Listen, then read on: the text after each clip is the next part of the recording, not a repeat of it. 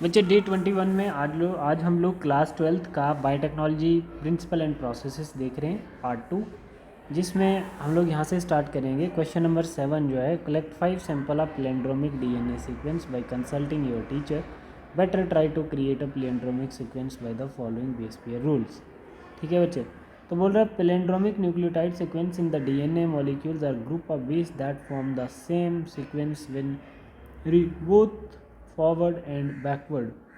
5 example of palindromic DNA sequence are as follow। देखो इसमें आप लोग क्या देखोगे, 5 to 3, अगर मान के चलते हैं हम लोग, ये क्या बोल रहा है 5 to 3 और यहाँ से 5 to 3, ठीक है, GGATCC GGATCC, ठीक है बच्चे। दूसरा ये चलते हैं 5 to 3 5 to 3, ठीक है, तो क्या AAGCTT AAGCTT, ये भी ठीक है। फिर बोल रहा है ACGCGT ACGCGT AG, ए के बाद सी आना चाहिए था, ठीक है, तो ये मुझे गलत लग रहा है। ठीक है बच्चे, तो आगे चलिए। फिर क्या बोल रहा है, फिर नेक्स्ट बोल रहा है ऐसे ऐसे रीड करना आपने, तो आपके पास आना चाहिए ACTAGT ACTAGT, ये भी ठीक है। फिर बोल रहा है AGGCCT AGGCCT, ये ठीक है। तो 4 ठीक है बच्चे, एक गलत है। ठीक है, पैलिंड्रोमिक सीक्वेंस जो आपके टीचर ने आपको दिया था, इसका राइट है। ठीक है, can you recall meiosis and indicate at what stage recombinant DNA is made.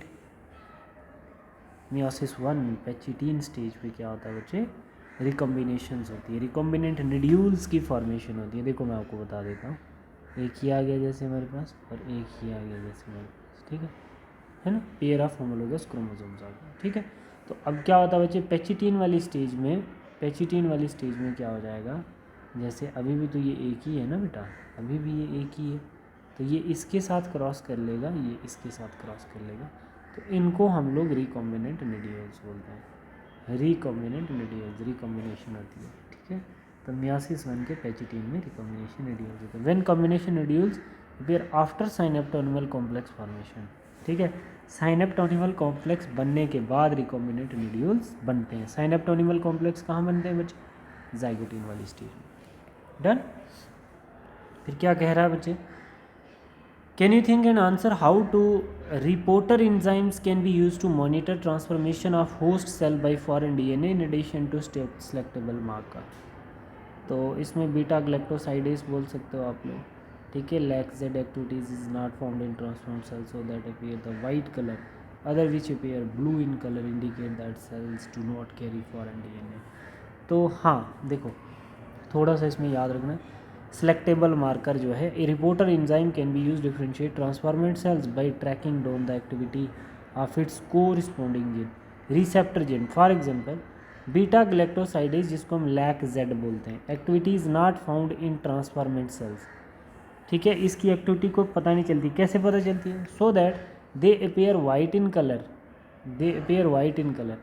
the other which appear blue in color indicate that cell do not carry foreign DNA। White में आएगा तो हमें पता चल जाएगा फॉरेन डीएनए कैरी किया, अगर blue colour आएगा तो हमें पता चल जाएगा कि इसने फॉरेन डीएनए को कैरी नहीं किया है।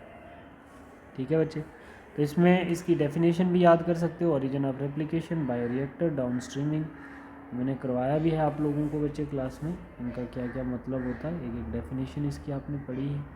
ठीक है, पीसीआर पता करना है बच्चे आपने, रिस्ट्रिक्शन एंजाइम, काइटिनेस, पीसीआर अभी हमने डिस्कस किया। 3 स्टेप कौन कौन से थे, डीनेचुरेशन, एनीलिंग और एक्सटेंशन। तो DAE ऐसे याद रखना, DAE। एक्सटेंशन में टैग पॉलीमरेज होता है, isolated from thermokinetics, uses amplification of desired genes, multiplication करवाते हैं desired gene. Advantage, more output, greater efficiency, less error prone, less human interference and cycling in automated.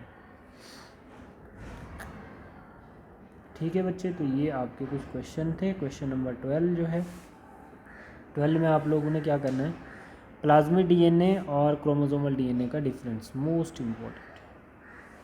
RNA और DNA का difference, exonuclease और endonuclease activities क्या होती हैं। ठीक है बच्चे, तो ये एक्शन ऑफ एक्सोन्यूक्लियस और एक्शन ऑफ एंडोन्यूक्लियस। ठीक है, तो एक्शन ऑफ आपका जो एक्सोन्यूक्लियस होता है याद रखना, cut DNA at and, DNA को एंड पे कट करेगा तो वो हमारी एक्सोन्यूक्लियस एक्टिविटी होगी। ठीक है, ठीक। ये produce blunt end, exonuclease activity act करेगा तो ब्लंट एंड आएंगे। ठीक, they are not restricting the entry of pathogens. ठीक है बच्चे, endonuclease cleave DNA from between, produce sticky end, restrict entry of pathogens. ठीक है बेटा, ये ध्यान रखना। Thank you class.